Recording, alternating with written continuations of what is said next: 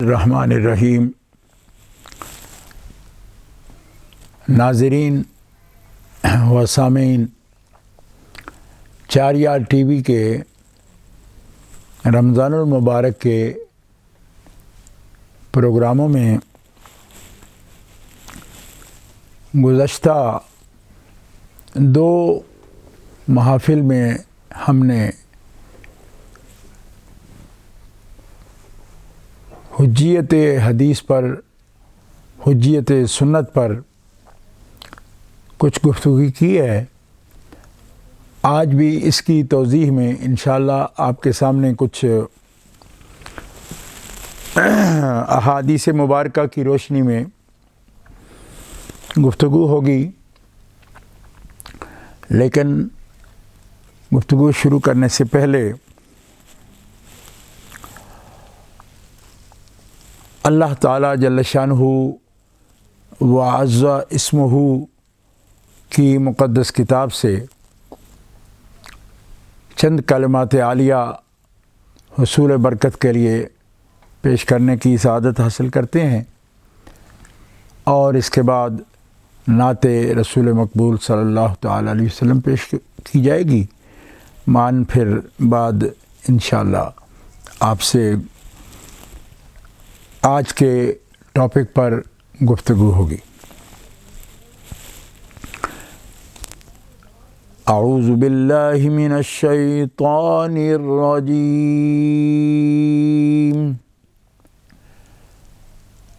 بسم اللہ الرحمن الرحیم۔ اِنَّا أَعْطَيْنَاكَ الْكَوْثَرَ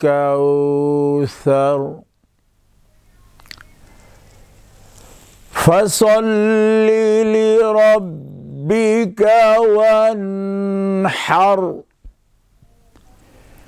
إِنَّ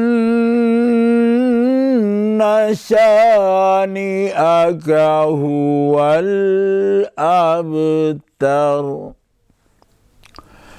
صدق اللہ العلی العظیم۔ چلتے ہیں محمد فیضان قادری عرفانی کی طرف۔ صلی اللہ علیہ یا رسول اللہ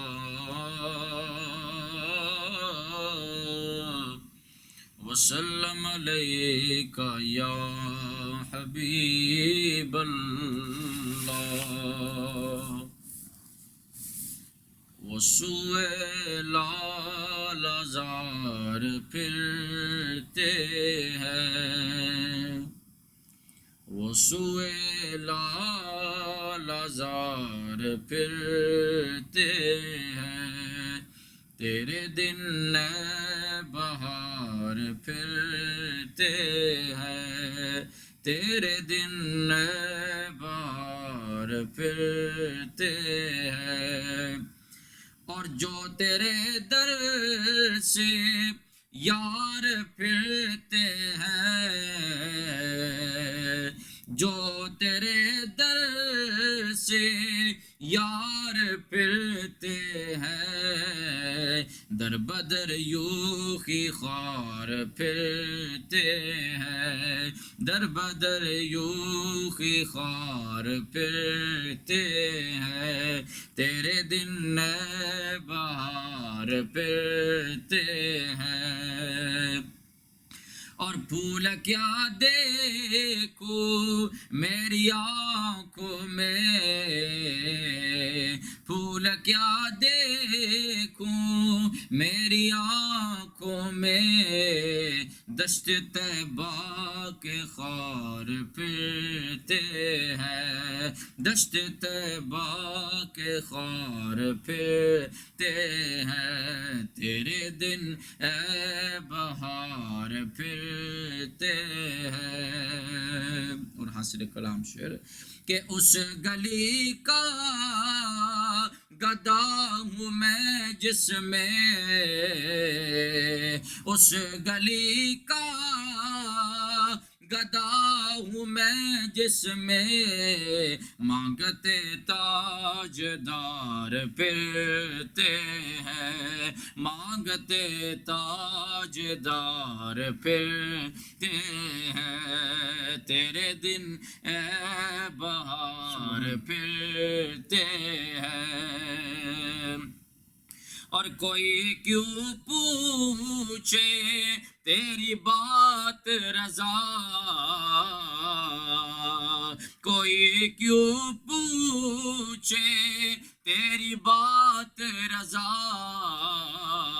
تجھ سے کتے ہزار پھرتے ہیں تجھ سے شیدا ہزار پھرتے ہیں وہ سوئے لال ہزار پھرتے ہیں تیرے دن اے بہار پھرتے ہیں. بسم اللہ الرحمن الرحیم. رب اشرح لي صدری ویسر لی امری واحلل عقدۃ من لسانی یفقہوا قولی. الحمد للہ الذی لا مانع لحکمہ ولا ناقض لقضائہ والصلاة والسلام علی سید انبیائہ وسند اولیائہ واحبابہ المعارضین لاعدائہ. اما بعد فاعوذ باللہ من الشیطان الرجیم. بسم اللہ الرحمن الرحیم. لقد کان لکم فی رسول اللہ اسوۃ حسنہ. صدق اللہ العلی العظیم. ان اللہ وملائکتہ یصلون علی النبی یا ایہا الذین آمنوا صلوا علیہ وسلموا تسلیما. اللہم صل علی سیدنا و مولانا محمد وعلی آلہ وصحبہ وبارک وسلم صلاۃ و سلاما علیک یا رسول اللہ صلاۃ و سلاما علیک یا حبیب اللہ. مولاي صل وسلم دائما ابدا علی حبیبک خیر الخلق کلہم محمد سید الکونین والثقلین والفریقین من عرب ومن عجم. ثم الرضا عن نبی بکر وعن عمر وعن علی وعن عثمان ذی الکرم والآل والصحب ثم التابعین لهم اہل التقى والنقى والحلم والکرم. اللہ تعالی جل جلالہ وعم نوالہ وعظم شانہ واتم برہانہ کی حمد و ثنا حضور قائد المرسلین سید النبیین سید العالمین امام الاولین والآخرین جناب محمد مصطفیٰ احمد مجتبیٰ صلی اللہ علیہ وآلہ واصحابہ وبارک وسلم کی بارگاہ اقدس و انور میں ہدیہ صلاۃ و سلام کے بعد، ناظرین و سامعین، اسلامی دینی و یقینی بھائیوں بہنوں، ہم گزشتہ 2 محافل سے حدیث رسول پاک کی شرعی و آئینی قانونی حیثیت پر قرآن و سنت سے کچھ گزارشات پیش کرنے کا شرف حاصل کر رہے ہیں. آج کی گفتگو میں ہم کوشش کریں گے کہ اس وقت کے اختصار کے پیش نظر اس گفتگو کو کچھ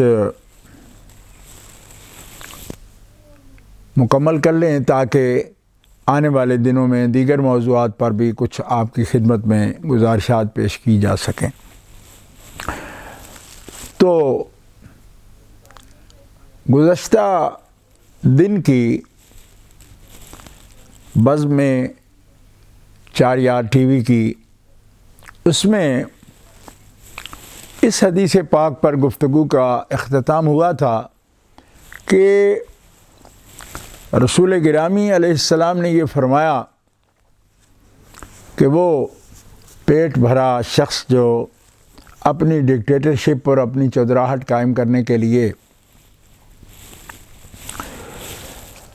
حدیث کی حجیت کا انکار کرتا ہے، اور یہ عجیب اتفاق ہے کہ اس کا جو وصف اور جو اس کے بارے میں علامت رسول اللہ صلی اللہ علیہ وسلم نے بیان کی، تو آج کے دور میں جس شخص نے حجیت حدیث کا انکار کیا وہ بھی اپنے نام کے ساتھ خصوصیت سے چودھری لکھنا پسند کرتا ہے بجائے کوئی علمی نام رکھنے کے۔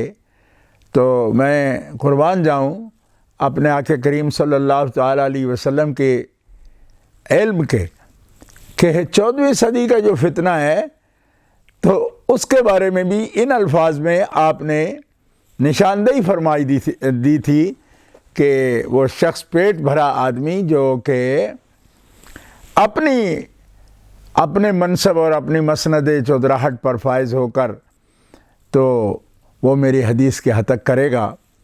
تو اتنی کھلی نشانی کے بعد بھی اگر ہمارے طلباء اسٹوڈنٹس جن کو دین کا مطالعہ کا شوق ہے وہ نہ پہچان پائیں کہ کون ہے جو حدیث پاک کی حجیت کو چیلنج کر رہا ہے، اور نبی علیہ السلام نے کس طرح اس کی بھی نشاندہی فرما دی، خاص اس کی اسی صفت کا علامت کا ذکر کر دی۔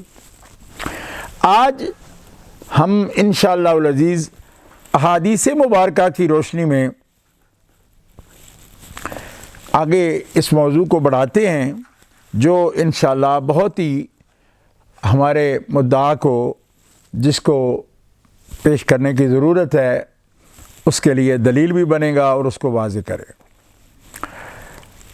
حضرت حسان فرماتے ہیں قال کان جبریل ینزل علی النبی صلی اللہ علیہ وسلم بالسنۃ کما ینزل علیہ بالقرآن۔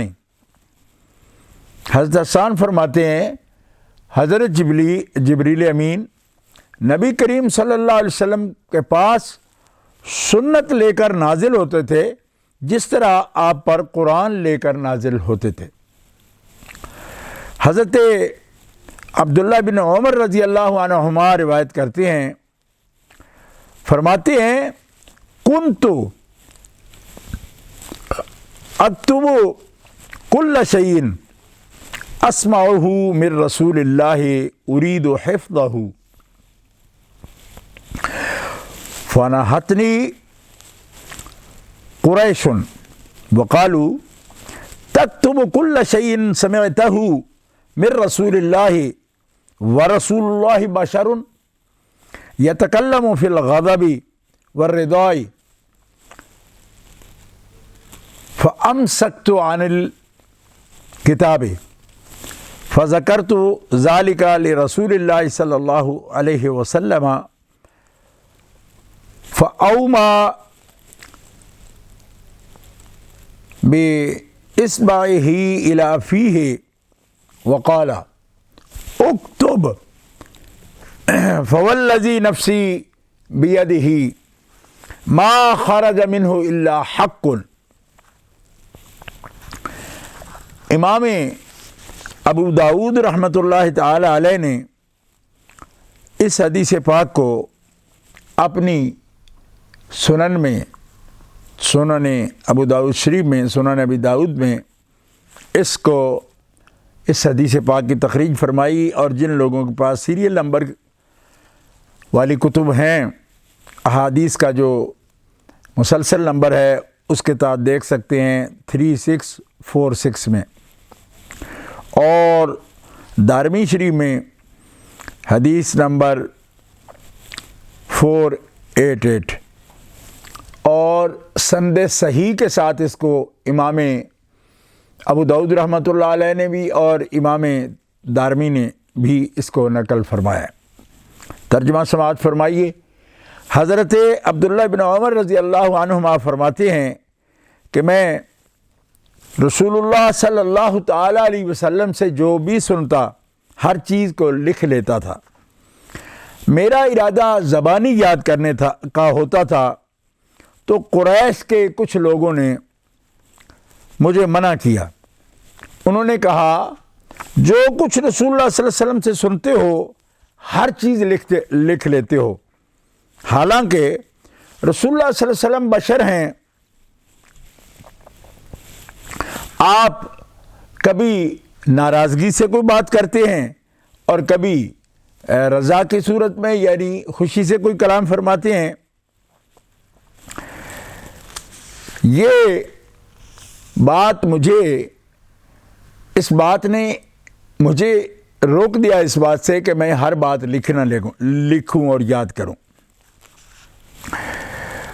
میں نے رسول اللہ صلی اللہ تعالی علیہ وسلم سے اس بات کا ذکر کیا کہ مجھے کچھ قریش کے بڑے لوگوں نے یہ کہا تھا کہ رسول اللہ تو بشر ہیں اور بتقاضۂ بشریت کبھی غصے میں کلام کرتے ہیں کبھی خوشی سے کلام کرتے ہیں، تو ہر بات لکھ لیتے ہو، یہ ٹھیک نہیں ہے.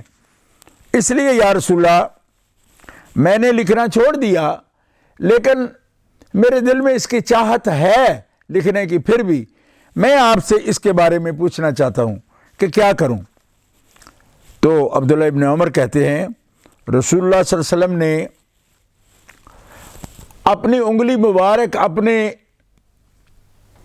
دہن اقدس کی طرف کی، منہ مبارک کی طرف کی اور فرمایا قسم ہے اس ذات کی جس کے قبضہ قدرت میں محمد کی جان ہے، اس میں سے یعنی میرے منہ سے میرے دہن سے حق کے سوا کچھ نہیں نکلتا. والذی نفسی بیدہ ما خرج منہ الا حق. محمد رسول اللہ کی زبان سے کچھ بھی جو کچھ بھی ظاہر ہوتا ہے وہ سچائی کے ساتھ اور حق ہوتا ہے، اس میں کوئی غصہ کے پیش نظر یا خوشی کے پیش نظر حق سے ہٹی ہوئی بات نہیں ہوتی. تم لکھ لیا کرو، لکھا کرو، یعنی جب اس میں سے کوئی بات بھی خلاف حق نہیں ہوتی بلکہ حق بات ہوتی ہے تو اکتب، تم لکھ لیا کرو اور یاد کر لیا کرو. اللہ اکبر. سیاہ ستہ میں امام ابو داؤد رحمۃ اللہ تعالی علیہ کی تخریج سے یہ اور روایت نقل ہمارے پاس موجود ہے، حدیث صحیح. تو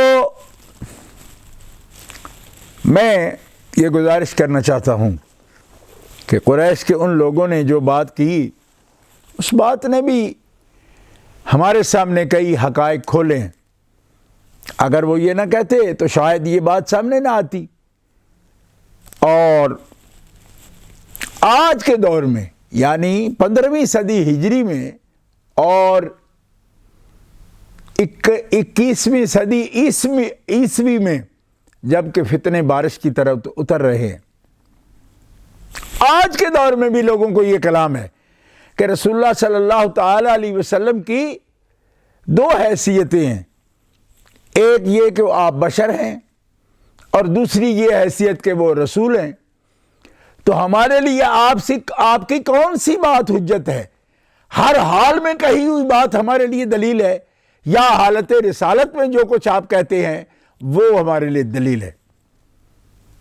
تو ناظرین کرام، یہ بات ذرا تلخ ہے، مگر آنکھیں بند کر لینے سے ہم اس حقیقت کو کس طرح چھپا سکیں گے کہ کچھ لوگوں کی فکر جب غلطی پر ہے اور گمراہی کا شکار ہیں اور رسول پاک کی ذات اقدس کے بارے میں حیثیات کی بحث کرتے ہیں اور آپ کی اعلان نبوت و رسالت کے بعد بھی آپ کے اقوال مبارکہ میں شک کا باعث ہیں اور اس کی توجیہ میں کتابیں لکھ رہے ہیں، تو ہم اگر صرف نظر کرتے ہوئے، اگنور کرتے ہوئے ان کو ایک طرف ہو جائیں کہ ٹھیک ہے جو بھی کہتے ہیں ہم تو اس بڑی جماعت کے ساتھ ہیں، یا ہمارا عقیدہ تو حق ہے کہ رسول پاک کی ہر بات جو ہے وہ حجت ہے، تو بھائیو یہ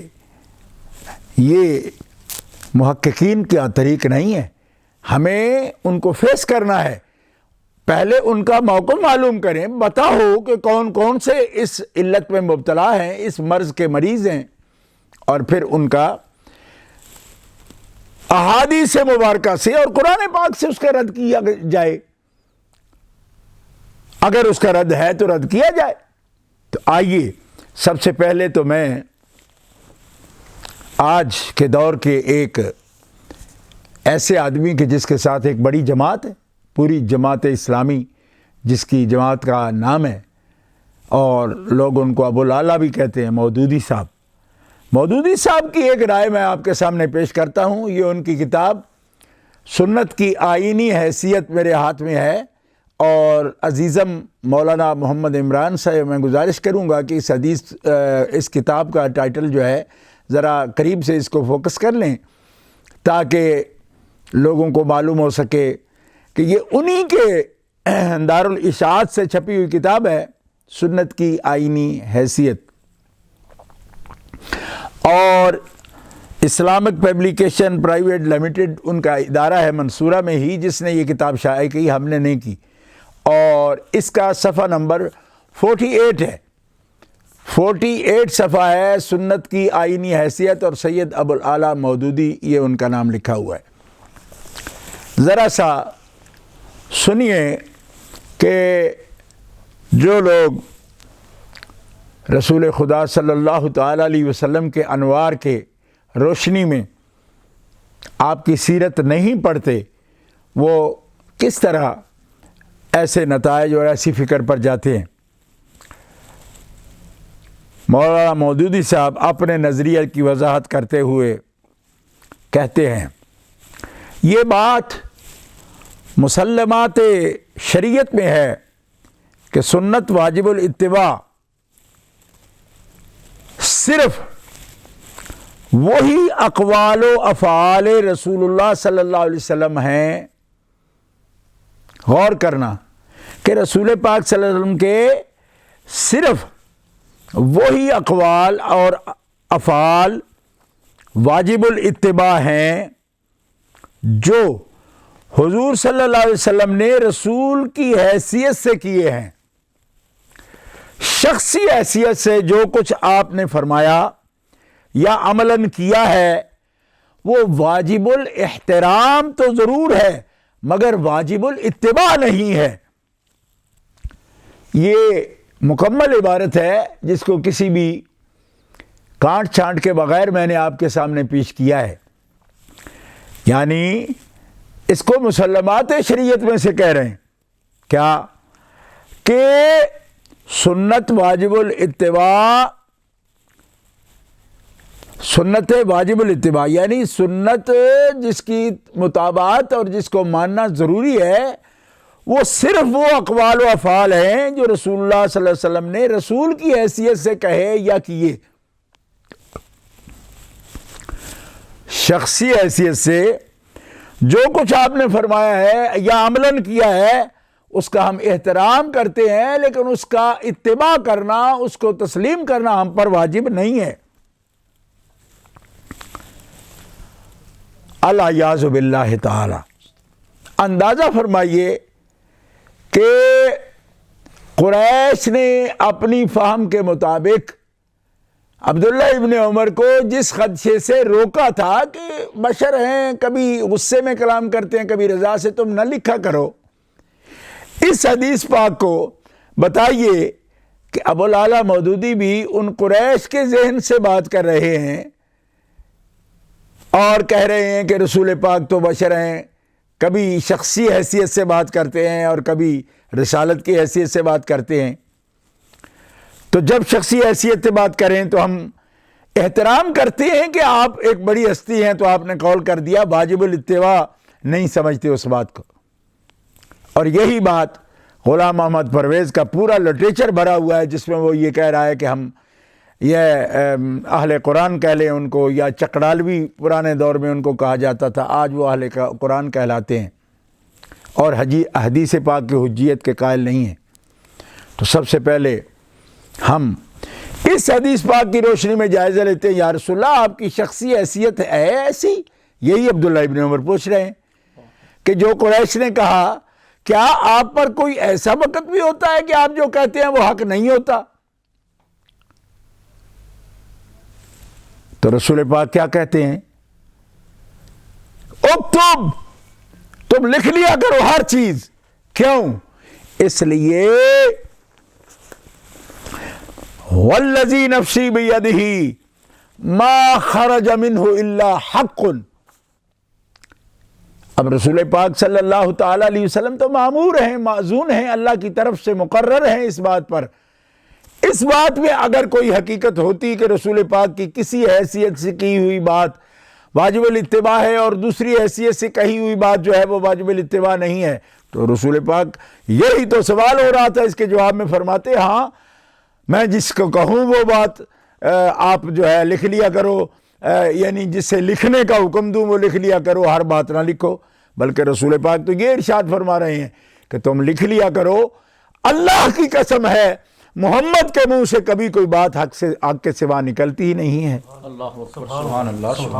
اور پھر میں آپ کی خدمت میں یہ بات عرض کرتا ہوں کہ رسول پاک صلی اللہ تعالی علیہ وسلم نبی ہیں، رسول ہیں، صاحب وحی ہیں، صاحب شریعت ہیں، خاتم الانبیاء والمرسلین ہیں، اور رسول پاک صلی اللہ تعالی علیہ وسلم آخری نبی ہیں اور قائد المرسلین ہیں، سید النبیین ہیں۔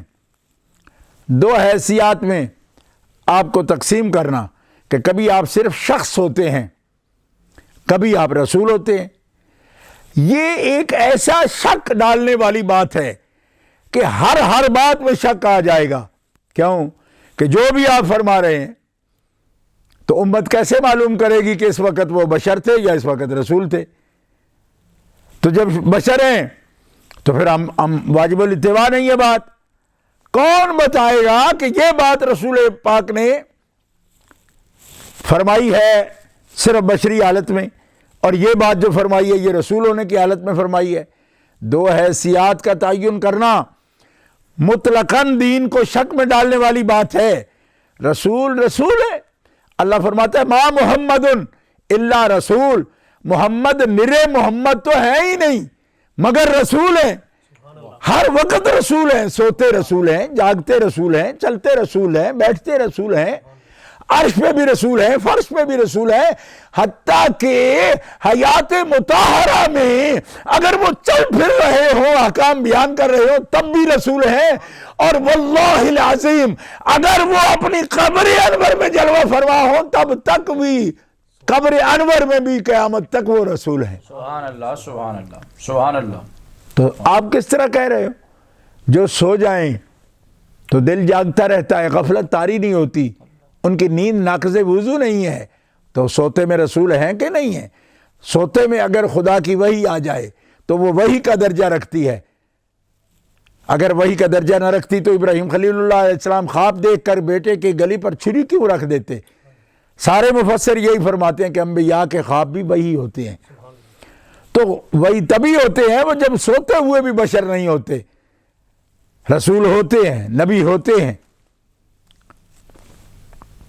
اور وہ قبر انور کے اندر اگر نبی نہیں ہوتے تو پھر سن لو، رسول پاک کی یہ متواتر حدیث ہے، الانبیاء احیاء فی قبورہم یصلون، سارے نبی اپنے قبروں میں زندہ ہوتے ہیں اور نمازیں بھی ادا کرتے ہیں، قبروں کے اندر سارے نبی نماز ادا کرتے ہیں، اللہ کی عبادت کرتے ہیں، بطور انعام، بطور ادائیگی فرض نہیں، یہ ایک الگ بات ہے، اس وقت اس کا موقع نہیں۔ گرامی قدر حضرات، پھر دیکھیں یہ قرآن مقدس کی آیت بتا رہی ہے کہ محمد نرے محمد کبھی نہیں ہوئے، محمد ہر حال میں رسول ہوتے ہیں۔ اور پھر سن لو اللہ تعالیٰ جل شانہ کی وہ آیت جس سے میں نے کلام شروع کیا، لَقَدْ كَانَ لَكُمْ فِي رَسُولِ اللَّهِ أُسْوَةٌ حَسَنَةٌ،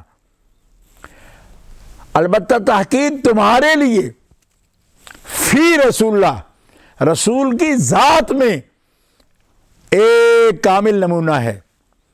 اگر رسول پاک کی اقوال کی ہی بات ہوتی، اور اقوال بھی خاص حیثیت میں کہ رسول کی حیثیت میں بات کرتے، تو پھر فی رسول اللہ نہ ہوتا، مر رسول اللہ ہوتا، کہ رسول سے حالت رسالت میں جو تمہیں قول ملے یا عمل ملے اس میں تمہارے لیے نمونہ کامل ہے۔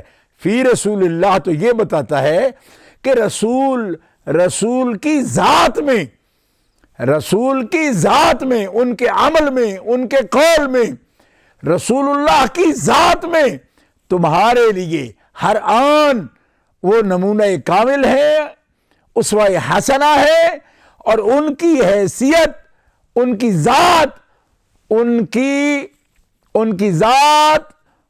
کی حیثیت رسول سے جدا نہیں ہے۔ شخصیت آپ کی رسالت سے جدا نہیں ہے، اس لیے کہ رسالت کا اعلان آپ نے بعد فرمایا، لیکن اپنی شخصیت کو دور دلیل رسالت کی تصدیق میں بھی اپنی شخصیت کو پیش کیا۔ آپ پڑھ لیجئے قرآن پاک، اللہ فرماتا ہے لَقَدْ لَبِثْتُ فِيكُمْ عُمُرًا مِّن قَبْلِ أَفَلَا تَعْقِلُونَ، میں 40 برس پہلے بھی تو تم میں رہا ہوں جی، میری شخصیت تم نے دیکھی ہے، اس سے پہلے میں تمہارے اندر رہا ہوں۔ تمہیں اگر عقل ہو، سوچ ہو تمہارے اندر، کچھ غور کرنے کی صلاحیت ہو، تو تمہیں پتہ ہو کہ کیا تم نے اعلان نبوت سے میری پہلے زندگی میں کوئی جھول دیکھا ہے، کوئی کمزوری دیکھی ہے؟ انہوں نے کہا نہیں، ہم تو آپ کو صادق و امین پایا۔ تو فرمایا جب میں اعلان نبوت سے پہلے اس حکم کو جس کا اللہ نے مجھے سنانے کا حکم دیا ہے، اس سے پہلے تمہارے اندر کبھی غلط بات نہیں کہتا تھا، تو آج کیوں کہوں گا؟ آج کیوں معاذ اللہ میں کوئی غلط بات یا خلاف واقعہ بات کہوں گا؟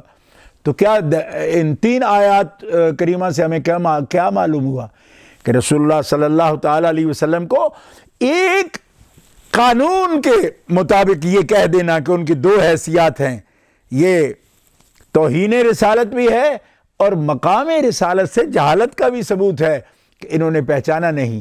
البتہ ایک بات میں عرض کرتا ہوں کہ کچھ ایسے لوگ ہیں جن کے نام پر انہوں نے کتابیں بھی لکھی، قرآن پاک کی تفسیر میں بھی انہوں نے جسارتیں کی اور جرأتیں کی لکھنے کی، لیکن انہوں نے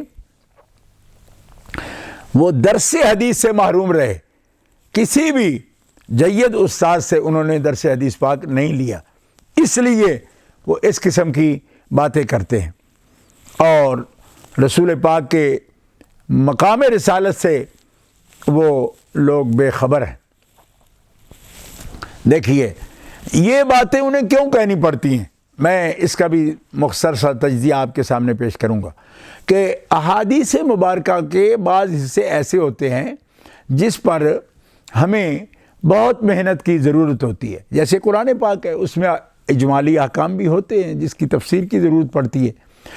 اسی طرح احادیث مبارکہ میں بہت سے مقام ایسے ہیں کہ جن کے اندر جو ایک اجمال ہوتا ہے اس کی تفصیل کے لیے جو شروع ہیں حدیث پاک کی ان کو بھی دیکھنا پڑے گا، اور اس کے علاوہ ایک تجربہ کار ماہر علم حدیث کا اس سے سبق بھی لینا پڑتا ہے تاکہ مشکل مقامات جو ہیں وہ حل ہو سکیں۔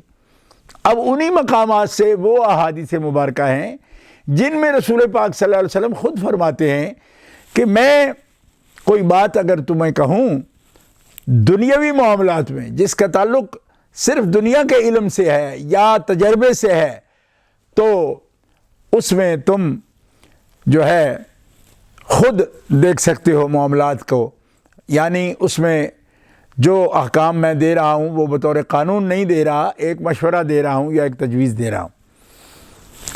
بعض احادیث مبارکہ میں ایسے مفہوم بنتے ہیں، لیکن اس کو سنت کی آئینی حیثیت پر بحث کرتے ہوئے یہ کہہ دینا کہ شخصی حیثیت سے جو آپ نے فرمایا یا سنت ہے وہ ہمارے لیے قانون نہیں ہے، یہ غلطی ہے۔ کیوں؟ اس واسطے کہ ایک چیز جب رسول پاک صلی اللہ تعالی علیہ وسلم سے منسوس ہو گئی، یعنی عبارت النص سے یہ معلوم ہو گیا کہ پیارے مصطفیٰ صلی اللہ تعالی علیہ وسلم اس کو بطور مشورہ کہہ رہے ہیں، تو یہ تعین کوئی اور نہیں کر رہا، یہ تو آپ نے خود فرما دیا، اور یہ بات بھی سنت سے ثابت ہو گئی، اس میں شخصی حیثیت کی وجہ نہیں، وجہ یہ ہے کہ اس کو رسول نے خود متعین فرما دیا۔ اور کیوں فرما دیا؟ اس لیے نہیں کہ اس کو آپ کی شخصی حیثیت قرار دے کر یہ کہا جائے کہ یہ قانون نہیں، وہ اس لیے فرما دیا کہ زراعت میں، کھیتی باڑی میں اور سائنسی علوم میں جو مشاہدے سے، تجربات سے آگے بڑھتے رہتے ہیں اور اسباب سے آگے بڑھتے رہتے ہیں، ان علوم میں رسول پاک صلی اللہ تعالی علیہ وسلم امت کے لیے کوشش کا، تجربات کا دروازہ کھلا رکھنا چاہتے ہیں کہ امت اس میں ترقی کرے، اپنے جہد سے اللہ تعالی جل شانہ کی طرف سے جو ان کو صلاحیت، عقل کی ودیت کی گئی ہے، وہ صرف یہ فرمایا کہ اگر وہ فضول کم ہے، نہ دنیا کا اس میں بھلا ہے نہ دین کا بھلا ہے، تو اس میں اپنا وقت مت ضائع کرو، لیکن وہ کام کہ جو تم اپنی کوشش سے، جہد سے کرو گے اور وہ دین کا بھلا ہے یا تمہاری دنیا کا بھلا ہے، تو وہ تو میری سنت میں شامل ہے۔ من سنّا سنتاً حسنتاً، کہ جس نے ایسا طریقہ ایجاد کیا کہ جو طریقہ اچھا ہے، بہتر ہے، اور بہتر کی تعریف میں آپ ایک اور جگہ یہ فرما چکے ہیں کہ بہتر وہ ہوتا ہے جو تمہاری دنیا میں تمہیں فائدہ دے یا تمہارے دین میں تمہیں فائدہ دے، جو اس کے بنا ہے وہ فضول ہے اور تمہارا وقت بھی ضائع کرتا ہے۔ تو گرامی قدر حضرات، اس ذرا سے مغالطے سے کتاب لکھ دینا پوری، اور رسول کے مقام کو شخصی اور رسولی حیثیت کہہ کر دو حیثیتوں میں تقسیم کر کے اور تقسیم کرنے کی جسارت کر کے پوری امت کو گمراہی میں مبتلا کرنے والی بات ہے۔ اور پھر صفحہ نمبر 49 پر مودودی صاحب یہ بھی تسلیم کرتے ہیں کہ اس تفصیلی بات میں میں اپنا ایک مستقل مضمون لکھ چکا ہوں، رسول اللہ صلی اللہ علیہ وسلم کی حیثیت شخصی اور حیثیت نبوی۔ یہ ترجمہ القرآن دسمبر 1959 کا وہ مضمون ہے ان کا، کہ جو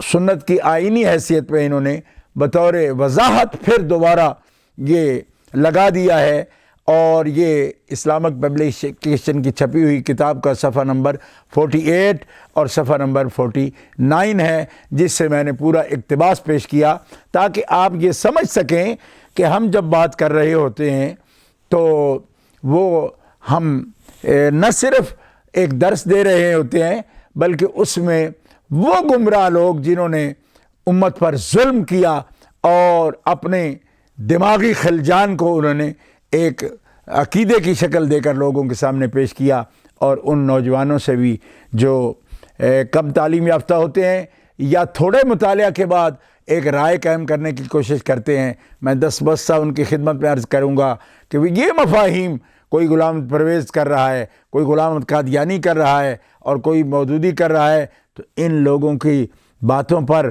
دھیان آپ دے کر اپنے جو آپ کے پکے رسوخ والے عقیدے ہیں ان میں شک کی طرف مت جائیں، بلکہ سب سے پہلے آپ علماء اہل سنت حنفی ماتریدی سے قرآن و سنت کی روشنی میں دلیل معلوم کریں اور اس کے وہ مطالب معلوم کریں۔ اب اندازہ فرمائیے، اگر یہ احادیث مبارکہ جس سے یہ تقسیم ہو رہے ہیں اور تقسیم کر رہے ہیں آپ کی حیثیت کو، اگر ان میں کوئی حقیقت ہوتی یا اس کا وہی ظاہر مفہوم مراد ہوتا، تو کیا محدثین کرام ہزار صفحات پر پھیلی ہوئی شرح کی کتابیں جو ہیں ان کو تصنیف میں لاتے یا ترتیب میں لاتے؟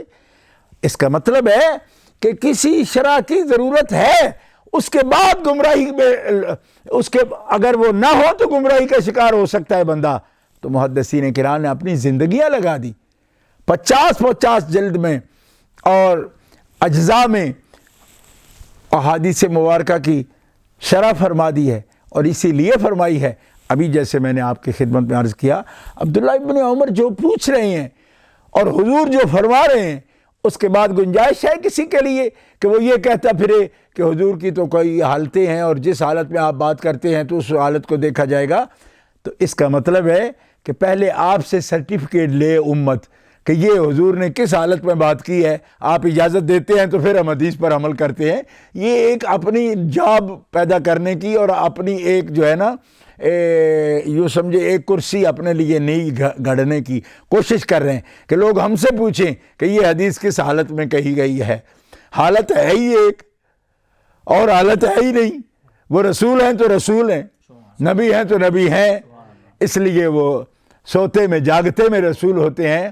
تو امت اس میں شک کرنے کی کوئی ضرورت نہیں ہے۔ ایک حدیث پاک اور آپ کی خدمت میں اس وضاحت کے بعد پیش کرنے کی کوشش کرتا ہوں۔ یہ حدیث پاک امام بخاری رحمۃ اللہ تعالی علیہ نے اپنی سند کے ساتھ نقل فرمائی ہے۔ عن جابر بن عبد اللہ قال جاءت ملائکۃ الی النبی وهو نائم فقال بعضهم انه نائم۔ یہ اگر چشم بصیرت ہو اور بصیرت کی جگہ ہی کوئی کان بھی شنوا ہوں تو یہ حدیث پاک انشاءاللہ کوئی پردے میں بات رہنے نہیں دے گی۔ سبحان اللہ سبحان اللہ سبحان اللہ۔ عن جابر بن عبد اللہ قال جاءت ملائکۃ الی النبی وهو نائم فقال بعضهم انه نائم وقال بعضهم ان العین نائم والقلب یقظان فقالوا ان لصاحبكم هذا مثلا فاضربوا له مثلا فقال بعضهم انه نائم وقال بعضهم ان العین نائمة والقلب یقظان فقالوا مثله كمثل رجل بنا دارا وجعل فيها مأدبة وبعث داعيا فمن أجاب الداعي دخل الدار وأكل من المأدبة ومن لم يجب داعي لم يدخل الدار ولم يأكل من المأدبة فقال أولوها له يفقهها فقال بعضهم انه نائم وقال بعضهم ان العین نائمة والقلب یقظان فقالوا الدار الجنة والداعی محمد صلی اللہ علیہ وسلم فمن اطاع محمدا فقد اطاع اللہ ومن عصى محمدا فقد عصى اللہ محمد فرق بین الناس۔ سبحان اللہ۔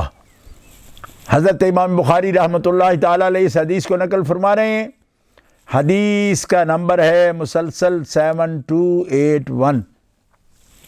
اب ترجمہ ملاحظہ فرمائیے اور دل کو کانوں سے، تاکہ آپ کی آنکھوں میں، دل کی آنکھوں میں اور سر کی آنکھوں میں وہ نور اور روشنی سنت کا پہنچے، جس سے آپ کو حضور نبی کریم علیہ السلام کے منصب مبارک، میں حیثیت کا لفظ بھی یہاں نہیں بولوں گا، منصب مبارک کا پتہ چل جائے گا کہ وہ کس شان کا ہے۔ حضرت جابر بن عبداللہ فرماتے ہیں کہ نبی صلی اللہ علیہ وسلم کے پاس فرشتے آئے اس حال میں کہ آپ سو رہے تھے، نیند فرما رہے تھے۔ ان میں سے ایک نے کہا، فرشتے نے کہا، ملک نے، کہ یہ تو سو رہے ہیں، اور ایک نے کہا نہیں، کہاں سو رہے ہیں، آنکھ سو رہی ہے، دل جاگ رہا ہے۔ کہنے لگے تمہارے اس پیارے کی ایک خاص مثال ہے، اس کی وہ مثال بیان کرو۔ ملائکہ آپس میں یہ بات کر رہے ہیں کہ اس پیارے کی ایک مثال ہے، وہ مثال بیان کرو۔ ان میں سے ایک نے کہا یہ سو رہے ہیں، اور ایک نے کہا آنکھ سو رہی ہے اور دل جاگ رہا ہے۔ کہنے لگے اس کی مثال اس آدمی جیسی ہے جس نے مکان بنایا اور اس میں لنگر پکایا، کھانا پکایا اور دعوت دینے والے کو بھیجا. جس نے دعوت دینے کا والے کی دعوت کو قبول کیا وہ گھر میں داخل ہو گیا کہ انہوں نے بلایا ہے، ہم آ گئے ہیں. اور لنگر جو دسترخوان بچھا ہوا تھا، روٹی کھانا نعمتیں لگی ہوئی تھیں، اس میں سے اس نے کھا لیا. اور کچھ وہ ہیں جنہوں نے دعوت دینے والے کی دعوت کو قبول نہیں کیا، نہ وہ گھر میں داخل ہوئے اور نہ لنگر میں سے کچھ کھایا. سبحان اللہ. تو ملائکہ میں سے ایک فرشتے نے دوسرے کہا کہ یہ جو تم نے مثال بیان کی ہے نا، اس کا مطلب بھی بیان کرو تاکہ دوسرے بھی سمجھ جائیں. تو انہوں نے کہا کہ یہ جس کے لیے میں نے کہا نا کہ سو رہے ہیں، تو ایک نے کہا کہ آنکھ سو رہی ہے اور دل جاگ رہا ہے. پھر کہنے لگے کہ اس گھر سے مراد جنت ہے.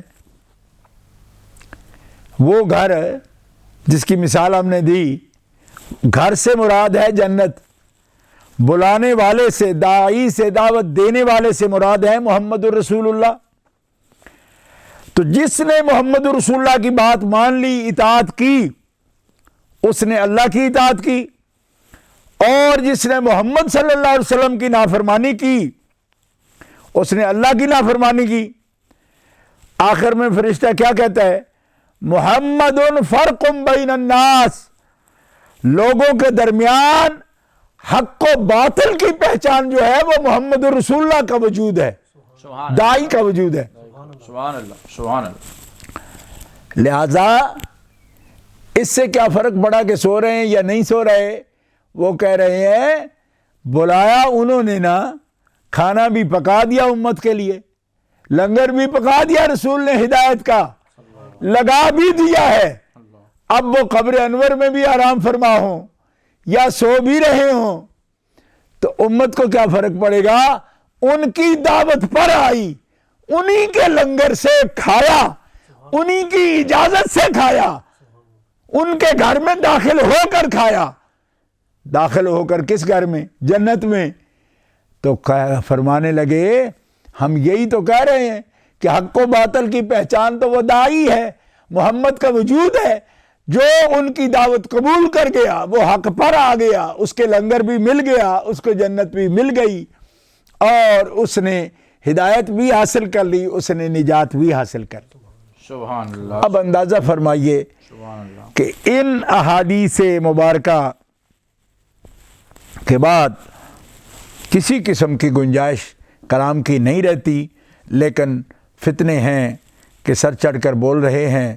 مگر اللہ تعالیٰ جل شانہ وعز اسمہ کا کروڑہا شکر ہے کہ اس کے دلائل جن کے پاس پہنچے، اللہ تعالیٰ نے ان دلائل کو بطور حجت اپنے بندوں کی زبان پر جاری کر دیا. اور پھر جن لوگوں کو رب تعالیٰ نے توفیق ہدایت عطا فرمائی وہ موتی چن لیتے ہیں اور نور بھی پا جاتے ہیں، اور جو سرکار کی دعوت پر کان نہ دھریں گے وہ کسی اور آپ کے ادنا غلام کی بات کو بھی صدا بصحرا کر دیں گے. لیکن یہ سب معاملہ اللہ تعالیٰ جل شانہ کے ہاتھ میں ہے. من یہدہ اللہ فلا مضل لہ ومن یضللہ فلا ہادی لہ. انہی کلمات کے ساتھ میں آپ سے اجازت کا خاص گار ہوں. اللہ آپ کو سلامت رکھے. ربنا فاغفر لنا ذنوبنا وکفر عنا سیئاتنا وتوفنا مع الابرار بحرمت سید الانبیاء والمرسلین بحق لا الہ الا اللہ محمد الرسول اللہ برحمتک یا ارحم الراحمین.